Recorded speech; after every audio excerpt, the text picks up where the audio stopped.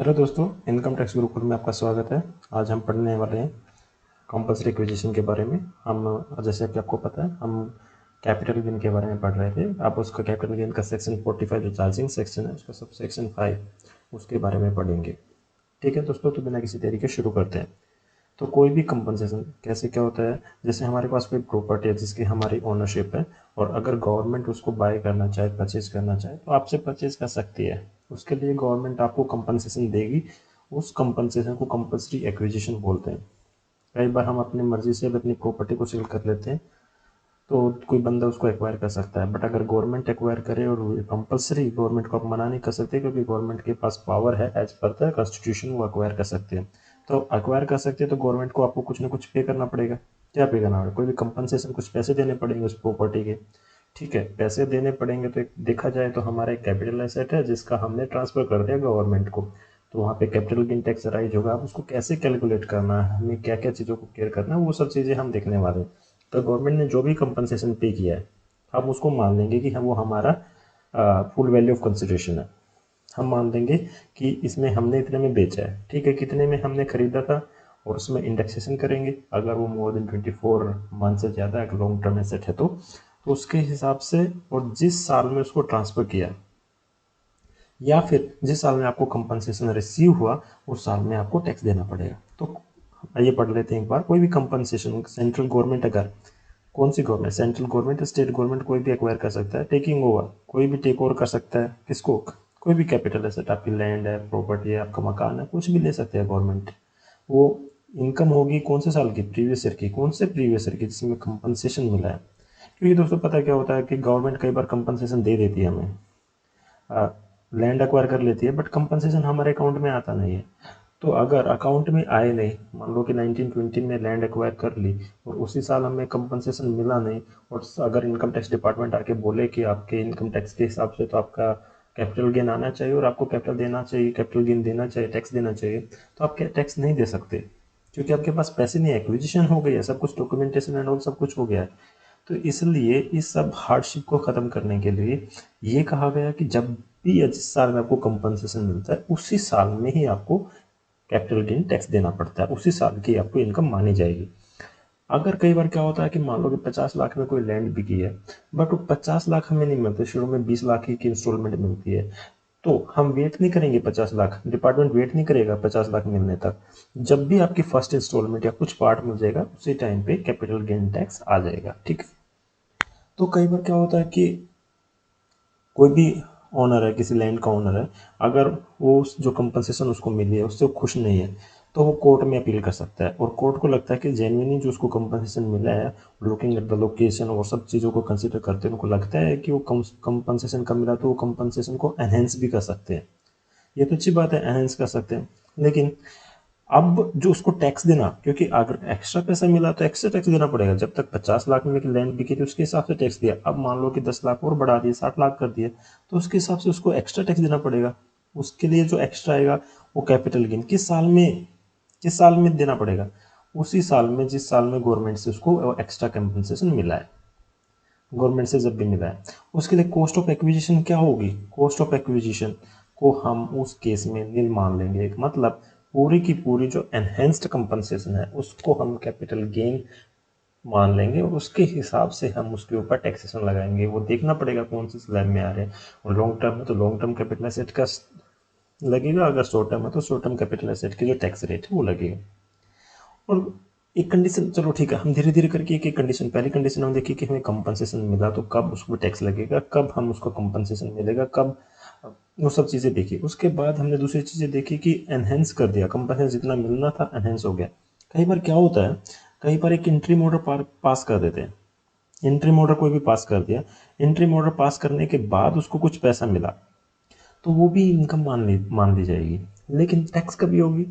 जब court final order pass करेगा उसी साल में उसको टैक्स करेंगे। कब करेंगे? जब कोर्ट फाइनल ऑर्डर, कोई भी फाइनल ऑर्डर जब कोर्ट पास करेगा तभी उस साल के अंदर उसको टैक्स किया जाएगा।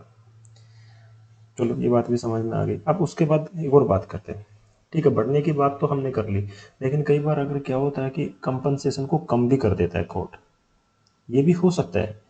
तो जो जितनी भी कंपनसेशन हमें मिली थी कंपल्सरी एक्विजिशन की, तो जो कैपिटल गेन को हमें फिर से कैलकुलेट करना पड़ेगा। एनहेंस पे हमने या फिर जो हमें नॉर्मल कंपनसेशन मिला था, जो नॉर्मल पैसा मिला था, उसके ऊपर तो हमने कर लिया। अब हम फिर से करेंगे और उसमें हम रिड्यूस अमाउंट, जो अमाउंट कम हुई है उसको भी कंसिडर करेंगे। फिर उसके बाद रिकम्प्यूटेशन करके रेक्टिफिकेशन फाइल करना पड़ेगा हमें। सेक्शन 155 में अलाउ करता है कि आप रेक्टिफिकेशन फाइल करो, और अगर आपने ज़्यादा टैक्स दिया है तो आपको उसका रिफंड भी मिल जाएगा। हम इसका एक एग्जाम्पल भी देखेंगे कि कैसे हम इसके ऊपर कैलकुलेट करना है। फिर उसके बाद बात करते हैं, कई बार क्या होता है कि कैपिटल एसेट ट्रांसफर करने वाले की डेथ हो जाती है। ठीक है, डेथ हो गई, कब? एनहेंस कंपनसेशन मिलने से पहले। वो बात समझ आ गई। तो अब किसके हाथ में टैक्स लगेगा? जिसको पैसा मिलेगा। पैसा किसको मिलेगा? उसका जो लीगल हेयर रहेगा, या कोई भी उसका लीगल हेयर, या फिर कोई भी आदमी जिसको पैसा मिलेगा उसी के ऊपर टैक्स लगेगा। ऐसा नहीं कि किसी भी आदमी को पकड़ के बोलेंगे कि ठीक है उसकी डेथ हो गई, आप इनकम टैक्स दो। नहीं, जिसको पैसा मिलेगा वही टैक्स देना पड़ेगा। फिर हम एक एग्जाम्पल लेके क्वेश्चन देखते हैं। देखो, एक एक्चुअल लैंड है हमारे पास। उस लैंड की कब खरीदी भाई? हमने 2001-2 में खरीदी थी। कितने की खरीदी थी? 76,000 की। ठीक है, बहुत अच्छी बात है। तो लैंड को कंपल्सरी एक्वायर कर लिया, और फुल वैल्यू ऑफ कंसिडरेशन कब एक्वायर कर लिया भाई? 1920।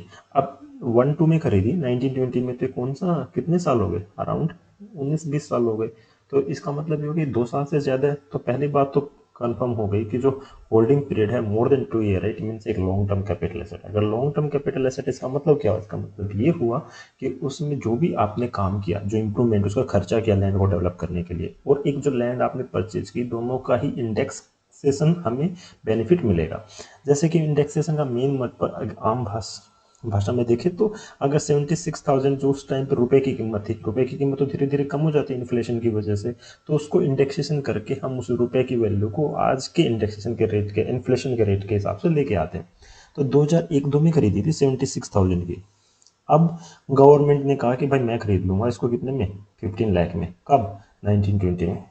ठीक है, अब हमारे ये सब चीज़ तो बात आ गई, 1920 में खरीद लेंगे। बट एक्चुअल अमाउंट 1920 में ही मिली उसे। ये नहीं कि अगले 2-3 साल ले, लेकिन कम मिली उसे। कितनी मिली? 7,15,000 ही मिली। बोलो अब क्या करें? पूरे अमाउंट तो नहीं मिली।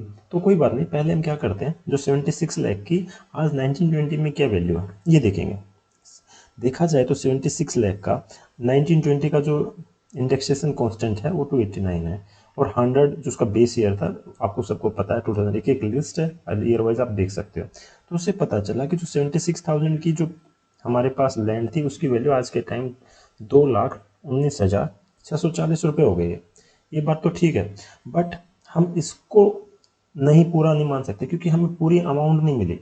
अगर पूरी अमाउंट मिली होती तो हम पूरा लेके 15 लाख में से ये वाली अमाउंट घटा देते, और हमारा कैपिटल गेन इनकम आ जाती, उसके ऊपर हम टैक्स रेट लगा के टैक्स निकाल लेते। लेकिन हमें कितना पैसा मिला है? हमें तो सिर्फ इतना ही मिला है। तो ठीक है, हम मान लेते कि हमारी फुल वैल्यू ऑफ कंसिडरेशन कितनी है? इतनी। कॉस्ट ऑफ एक्विजिशन कितनी हुई भाई? कॉस्ट ऑफ एक्विजिशन तो इतनी थी, लेकिन ये कॉस्ट ऑफ एक्विजिशन जो आप बता रहे हो, ये तो पूरी प्रॉपर्टी की, जब हमें पूरी प्रॉपर्टी की वैल्यू मिल जाएगी तो हम कोई नहीं, इसके प्रोपोर्शनेट में निकाल लेते हैं।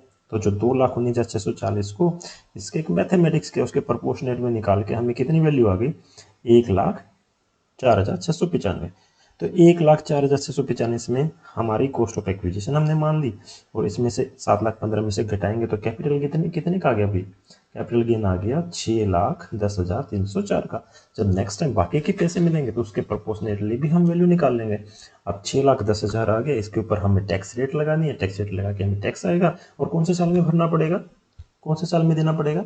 और 1920 के अंदर ही देना पड़ेगा। अगर ये वैल्यू हमें एक्चुअल जो अमाउंट मिली थी, चाहे वो 15 लाख हो, चाहे 7,15,000 हो, कितना कितना भी हो, अगर वो 19-20 की बजाय 21-22 में मिलती है, 22-23 में मिलती है, तो हमारा जो टैक्स लगेगा जिस ईयर में, वो भी उसके हिसाब से ही चेंज हो जाएगा। यहाँ तक अगर आपको दोस्तों कुछ समझ में नहीं आया हो, आपको कोई डाउट हो, तो आप मुझसे पूछिए। आप कमेंट में करके बताइए कि आपको कैसा लगा, ये कैसा समझ में आ रहा है कि नहीं आ रहा, और कमेंट जरूर करिए, चैनल को सब्सक्राइब कीजिए। Thank you so much, bye bye, take care.